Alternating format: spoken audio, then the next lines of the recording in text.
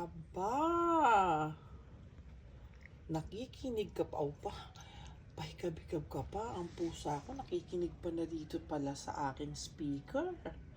Sarap ng ano mo dyan, higa mo ah. Yan, sopa na po yan ni Mochi. Nagulat ka pa. Ano naman ang pinatutugtog mo dyan sa speaker na yan, ha? Talaga naman.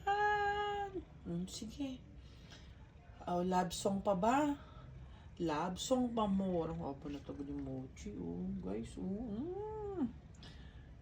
Malaman. 1-year-old and 2 months. Love you, Mochi. O sige, tulog ka na. Oo, yan na naman. Kanya yan, kanya yan. Kaya walang pwedeng gumalaw.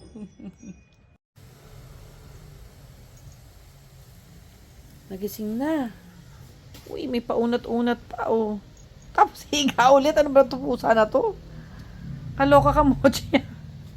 Tumayo ka sa kama mo, tapos bigla kang humiga. Sige na nga, diretso na tulog mo.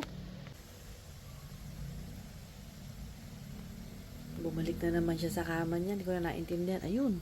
Disturbo ko na naman. Ba't bumalik na naman? Ano ba gusto mo? Dali, mabalik na naman sa kama mo. Wait. So, ayun guys. Binalik ko siya ulit sa kama niya. Hindi ko alam kung gusto niya eh. Gusto niya yung sahig eh.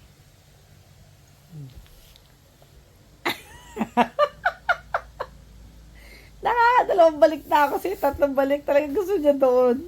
Pero bagong gising lang siya, guys. Nagising na. Uy, may paunat-unat pa, Tapos higa ulit. Ano ba ito pusa na to? Kaloka ka, Mochi. Tumayo ka sa kama mo, tapos bigla kang humiga. Sige na nga, diretso na tulog mo.